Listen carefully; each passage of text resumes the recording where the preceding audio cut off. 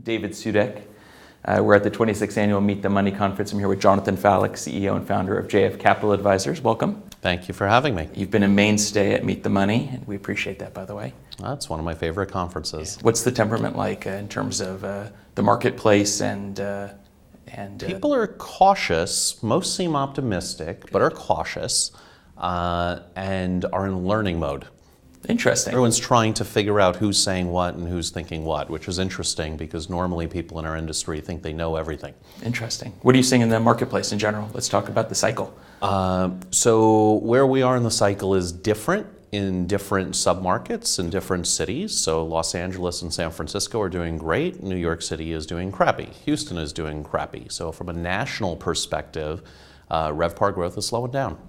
What about the availability of capital, though? That's your focus. So there's a lot of equity capital available. Debt capital has shrunk very substantially. The CMBS lenders are very hesitant to quote new deals. To the extent they are, they're very specific in terms of the assets, the sponsors, and just from at a high level, in the first quarter of 2016, CMBS volumes were down 40% over the prior year. Wow, interesting. What about construction lending? So construction lending is even more challenging, but to a large extent, it depends on what market and where.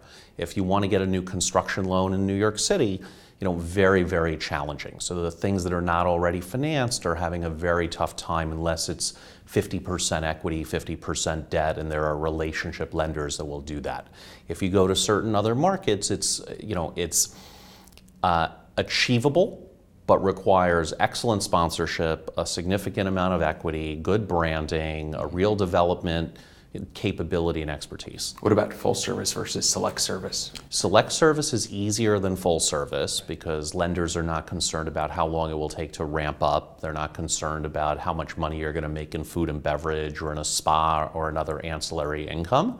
And if you look at the majority of the new supply growth that's come online and that's in the pipeline that Lodging Econometrics and Smith Travel forecast, the majority of it is in the upscale segment, right? So it's the Courtyards and the Hilton Gardens of the world that are the biggest hunk of new supply, both coming online and in the planning phases. So what's your advice to someone who wants to get a project financed today? Let's say a new construction project. What would be a good market segment and a good geographical focus? So the easiest to get financed is that upscale segment where you can actually have a restaurant in the property, but it's not going to be a meetings heavy or super large project. It's maybe 150 to 200 or 220 rooms. It's well branded, it's well located. It's in an area that hasn't seen a lot of new supply in the last 5-10 years. What do you think of conversion opportunities? So I think you'll see more and more conversion opportunities. Number one, because some people are going to have to figure out how they're going to deal with brand mandated capital expenditures from PIPs and just standard upgrades. Number two, the medium-term implications of the Starwood-Marriott merger or the Marriott-Starwood acquisition are going to be kind of changes in some of the brand composition and changes in some of what Marriott requires of historical Starwood owners and doing upgrades from a life safety perspective, from a brand standard perspective, and that's going to create several years of opportunity to do different branding. It's going to change up the market mix and the brand mix in certain submarkets, which may make adaptive reuse more interesting to some owners. So what do you see as the opportunities this year and maybe in the years to come, next year or two? The opportunity is really the same as it's always been. It's figure out where you can find an attractive basis as an entry point for your acquisition or all-in development cost, all-in renovation cost where you have an attractive basis, because the next few years from an operating perspective will likely be difficult to predict. Got it. Have you been involved in any EB5 capital raises of any kind? So we're working on one project right now in Miami that's a ground up. It's a Curio branded hotel, 296 rooms with a substantial amount of food and beverage space, a substantial amount of outdoor pool deck space on the rooftop, on the 8th floor. It sits on top of 4 floors of office and 2 floors of retail. So it's a fairly large project, and that has a significant EB5 component to it. Got it. And to what extent are you finding that the traditional lenders are willing to participate with EB5? Have you gone out to market yet for traditional debt? We're launching the debt financing in about 10 days. Okay. We've previewed it with certain lenders. Their general approach is, hey, if it comes and you want to use that as some additional equity or some sort of mezz or preferred, that's fine. It's unlikely that we're going to provide an intercreditor agreement because we're not sure who we're negotiating with. Or if there is an intercreditor, it's effectively standstill. Yes.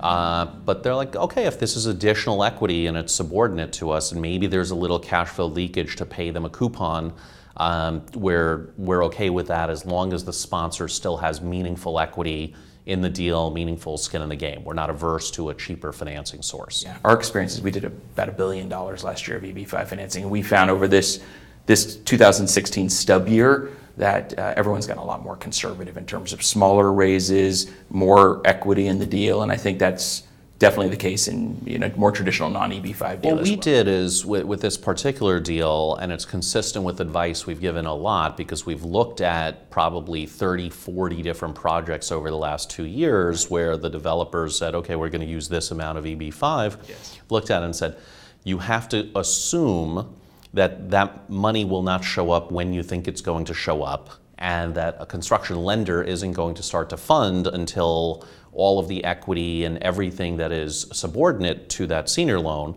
is fully funded. Right. So you need to capitalize the deal as if you were getting no EB5, and if it happens to come in and pay down some expensive mezzanine or preferred, that's okay, and that's accretive to the transaction, even if you pay some breakup fees or early prepayment fees. That's actually consistent with the timing in terms of an EB5 raise. It can take a year. So the EB5, and we've seen some EB5 processes really kind of take more like 2 years. So EB5 to us makes a lot more sense if you have a generational development project. It might be something that's been in your family or in your company for 10, 20 years. You're not in a even though everyone's always in a super rush to do everything, if it takes an extra year or 18 months to get very attractively priced, very passive capital, the deal can handle that. Whereas if you're working with opportunity fund money that needs to find a return and recycle very quickly, EB5 is very challenging to work into the mix. Got it. Can you give us any perspective on how the lenders are viewing brands, both brand management and then branded versus independent hotels? I think a lot of the more sophisticated lenders have, in major urban markets, don't need or don't insist on a brand. So if you look at a San Francisco or New York where occupancies naturally are very high, they've financed enough properties that are independent or have some boutique-like brand but isn't with a major national reservation system. They're okay with that. They may price it 25 basis points higher in interest rate. They may want to advance 200, 300, 400 basis points less of debt, but willing to do that. When you move out of the very high occupancy urban markets, most lenders, especially in today's environment, want to see a brand attached. Whether that's accretive to the overall transaction or not, it's the safety net for the lender, who doesn't have to deal with day-to-day operations and is concerned what might happen if they were ever to foreclose. When you get to some of the more sophisticated lenders as well, they're very happy to see independent operators, right, who can be terminated on short notice, where their borrower is not just handing over operations to a third party who gets paid based on gross rooms revenue or gross revenue and some sort of incentive fee. The one caveat to that is if it's a major convention hotel in a major market, call it a 600, 700, 800 room hotel, there's something to be said for the brand managed when they can use their group reservation system and they're bringing national conventions into play versus just being a brand manager. Yeah, very good insight. And I want to thank you for joining us again. If there's anything else you want to share, you're welcome to. If not, we'll see you next year. Thrilled to be here at the conference. Yeah. Love coming to it every year. Awesome. Thanks again, Jonathan. Absolutely.